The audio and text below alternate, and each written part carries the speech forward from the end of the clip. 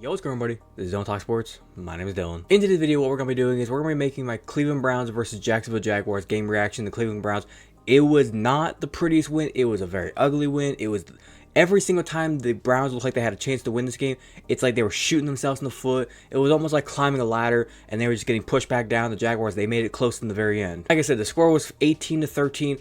Like I said, the Browns, they had chances. The fourth quarter, every single time it felt like they could just seal it up right here. The Jaguars got life. The Browns defense, they would slam the door. Jaguars would think, oh, hey, the game's over, we're done with. And then, boom, the Browns would be like, nah, we're going to let this kind of go on a little longer. Now, before I go any further, I'm going to let you guys know, if you're new to the channel, basically with these game reactions, just kind of going through, basically kind of give my reaction and give you my thoughts and emotions kind of as the game went on from the first quarter all the way through the fourth quarter. Kind of giving you guys insight as to what I saw, how I kind of saw the game, and just my overall opinion of the game as it went through. And then more towards the end, kind of give you guys my opinion on like the players that kind of generated the wins, big moments. Like I said, that fourth quarter, that point where the Browns went from 1st and 10 all the way like 4th and 36, we're going to talk about that. There's a whole lot we got to get into, so without further ado, I'm going to stop rambling and I'm going to straight into this. So if you're going to enjoy it, as always, make sure you go and drop a like on today's video. Be very much appreciated if you do so. But without further ado, let's get into it.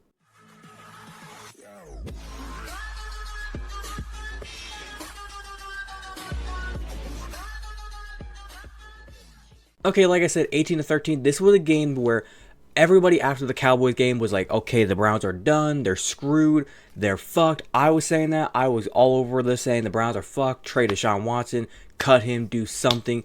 This team is horrible. But you know what? It was 1 week, it was one game, it happened. Rebound, flush it from your system. Let's move on. The Jaguars, it's all entirely new team. Let's see if we can handle this one. And they did. They went into Jacksonville and everybody said, okay, with this offense, how are they going to rebound? With the Cowboys, they were smothering them.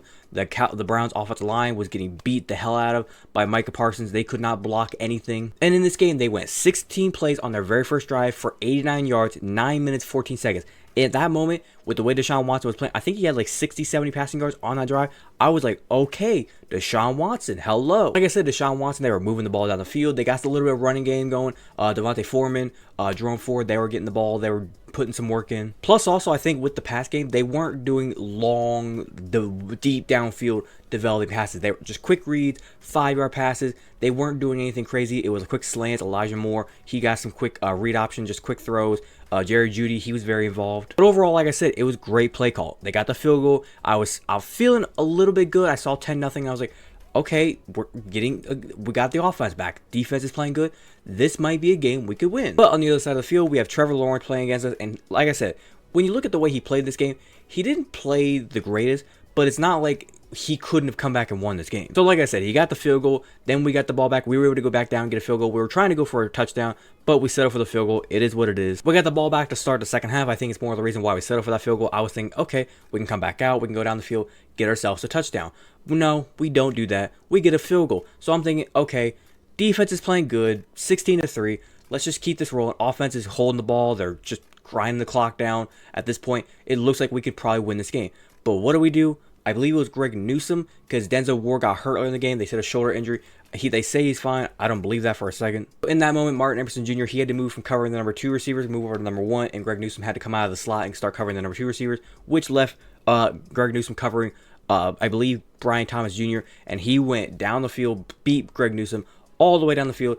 Luckily, we were able to hold them from just getting into the end zone right there, but then the defense, I believe it was like the 5-yard line, 4-yard line, something like that. Correct me in the comments. And they came right down the field and they were able to run it in for 4 yards.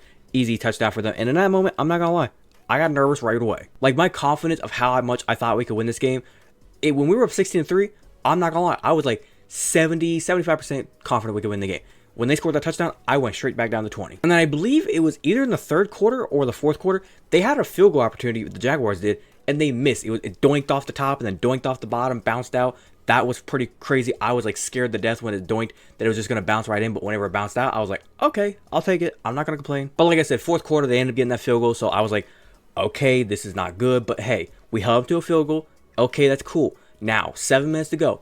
Can our offense go out there and milk this clock? I believe we had the ball, like I said, and we were starting to move down the field. We started to drive. We were moving the ball. Yeah, as you can see here, it was 12 plays. We only went 29 yards, but we milked off about 6 minutes of clock. But as you can see, this is the bullshit that I'm talking about. Look at how everything went. We were coming down the field. We had 3rd and 8. We got the first down. It was a little pass to Jerry Jeudy, 8 yards. It got the first down. I believe it was a mesh concept, and he just kind of came right down the sideline. He reached out, got the first down. But then the bullshit happening. And it was like everything that happened in this game was offensive line related. From holds to illegal shifts to face masks, the hands in the face, everything with this offensive line, I couldn't understand why they were doing penalties so much. But like I said, as you can see, we got called for the legal shift, Elijah Moore. It got put back to 1st and 15. Whatever. Then we had a play here, 1st and 15, downfield to the Jerry Jeudy, and it became a 30-yard pass, and that was freaking awesome. When we went down there to the 30-yard line, I was like, or 35-yard line, I was like, game over, we are winning this game. And like I said, on the 35-yard line, we get a little pass to Jerry Jeudy, 5 yards. We go from 2nd and 5 to 3rd and 3. I'm thinking, come on, get that first down. There's about 4 minutes to go. We can do this. They throw it to Cooper. He only gets 2 yards. I believe he actually had the first down. If you were watching the game, he had the first down, but then it's like he tried to cut back, go up around. If he would have gotten around that last defender, he could have easily gotten about another 10 yards. Him trying to be greedy and go for those 10 yards cost him in the long run because he couldn't just get the first down and end it right there. It goes to 4th and 1, and what do? We did it a few times earlier in the game. Jameis Winston, he comes in and he does a quarterback sneak. Deshaun Watson's not really good at the quarterback sneaks. Jameis Winston has a bigger body, bigger frame. He quarterback sneaks it in there. We get the first down, and I'm thinking, here we go. Less than 3 minutes to go. We have a chance to do this. So on 1st and 10, I'm thinking, here is our chance to end this thing. We get no yards, it's whatever. 2nd and 10, they're starting to call their timeouts. I expected this. Once we got below 30 minutes, I knew they were going to start calling their timeouts. And they had 3 timeouts, so I knew they were going to start burning them quickly. Anytime they got us on the ground, no matter what, they were going to call it. So 2nd and 10, they're already down 1 timeout. There's 2 minutes, 36 seconds to go. We ran the ball with Dante Foreman, whatever his name is, and he got 15 yards. I'm cheering, I am celebrating, I am like, we just fucking won. A flag comes out. And I'm thinking in my mind, motherfucking holding again? Can you offensive linemen stop holding the goddamn defender? In my mind, I'm thinking, if they beat you, they beat you. The ref's going to see the hold. What are you trying to hold them and think, oh, maybe I'll get away with this? They're going to see it. But no, the ref calls the penalty face mask. They show the replay. Foreman, why are your fingers getting all up in that face mask? I realize you're trying to stiff arm the dude. That's why it's like sometimes I feel like whenever they go to stiff arm, do a fist. Don't go open hand, because then you have the risk of getting your fingers in the face mask. Do a fist and just push the guy. Push his face away. But instead of the game being over right there, 2 minutes and 30-something seconds to go, them calling another timeout, us having the first down, and in our mind, we would have thought, okay, we have the first down there, run the ball again, last timeout comes off the clock, 2:20 to go, I would say maybe, or 2:30 something to go, then the 2-minute warning, and then you run the ball again, it goes down to like a minute 20. Maybe you had a chance to go get the first down if you would have gotten that first down, or you could have at least even kicked the field goal. But it just felt like everything with this drive, nothing went right. 2nd and 10, like I said, the penalty goes back to 2nd and 16. We had an incomplete pass, so the clock stops without them having to call any timeouts. Then 3rd and 16, he scrambles, he gets a few yards, whatever. I'm thinking, okay, they're going to call their other timeout. We can at least get a field goal out of this. But another offensive hold. It felt like the penalties just did not stop after that face mask. It was like a hold here from offensive holding from Pochik, went to 3rd with the 3rd and 16. Then we get back to 3rd and 26. I believe Deshaun Watson, as it says here, he got to Akins, and we're thinking, okay, 15 yards.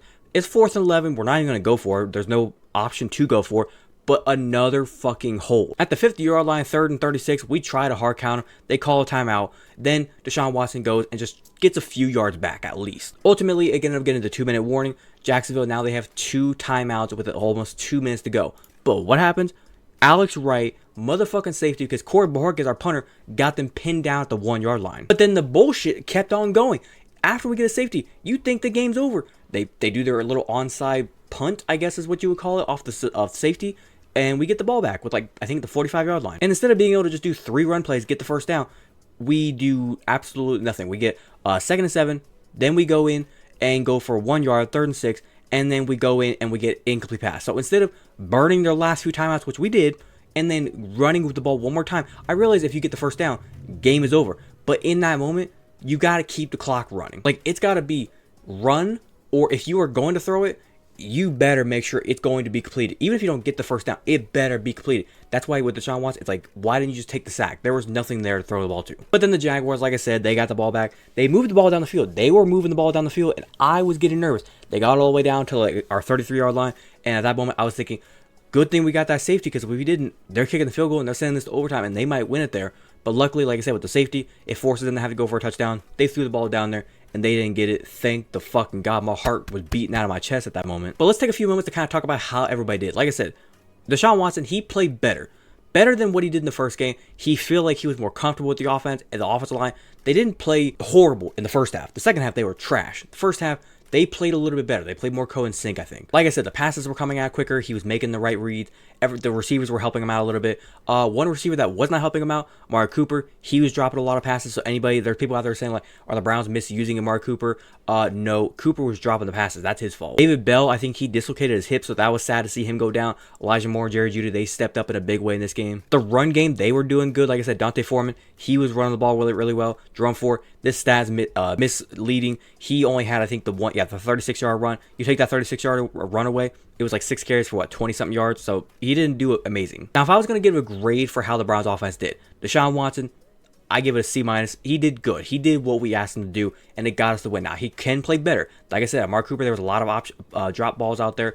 This Browns offense easily could have had 27, 30 points if the guys catch the passes and the offensive line doesn't have stupid offensive holding calls every single play. When it comes to the Browns defense, they played pretty damn good. If I was going to give them a grade, I'd say B+, A- level, because there were a few plays out there, like I said, Greg Newsome getting burned. That was bullshit. You can't let that happen. Myles Garrett, as we know, is still getting held, and somehow he still got a sack in the game. It's like every single play he's getting held, and the refs, I don't know what they're looking at. The man is getting held every play. Why aren't you throwing any flags? JOK is a fucking monster. He's going to be the top 5 linebacker in the league. I'm surprised he's not mentioned as a top 5 linebacker whenever it comes to national media. Jordan Hicks stepped up in a big way. Grant Delpit was stepping up in a big way in this game. Like I said, Alex Wright with the safety, the sack in the end zone. That was fucking awesome. Quinton Jefferson, I never even heard of his name before, and he got a sack. That was huge. It just felt like the Browns defense, they were in a battle the entire game. They couldn't let anything slip up, and they held their ground. The only slip up they had, like I said, that touchdown, or basically a touchdown pass down the field to Brian Thomas that set him up for the touchdown run. Other than that, the Browns defense played lockdown. So I'll kind of wrap it up by saying this with the Browns. They played a good game. Is it the prettiest game? Hell no. Is it the game I expected? Hell no. Offense and defense in the first quarter was chef's kiss. They looked like a contending team. After that, everything went downhill. I think things they need to work on, they got to learn how to call plays for the offense after the first quarter. It's like that first 15 teams always do in the NFL and even college. They have a first 15 plays they want to call. After that script is done, it's like Kevin Stefanski doesn't know what to do. So 2 things, pretty much to wrap it up, 2 things they need to work on. They got to work on play calling in the second half. They got to learn how to be able to call plays and put more points on the board in the second half and stop playing to not lose and play to win. That's their problem. They play to not lose rather than playing to win. They got to get that fixed. And the discipline, for God's sakes, with the penalties. They got to have better discipline. If they can fix those 2 things, this team's going to be pretty good this year. But I think I'm going to wrap it up there. Hopefully you guys did go and enjoy today's video. If you did enjoy, as always, make sure you go and drop a like on today's video. Be very much appreciated to do so. If you wanted to watch the entirety of today's video, thank you very much. And like I said, if you have a different opinion, do you agree or disagree with anything I said? If you're a Browns fan and you watch the game and you want to, do you think Deshaun Watson played good, bad, Browns defense played good, bad, Kevin Stefanski coached the game good, bad, whatever opinion maybe whenever it comes to the Browns game, go ahead and leave a complete opinion down in the comment section down below. I've been world welcome to kind of talk about you guys. If you're a fan of the content that I do post here and you want to go and hit that big red subscribe button, feel free to do so, and do not forget to hit that little notification bell to be notified second to post. But without further ado, this has been Don't Talk Sports. Have a great day. Peace.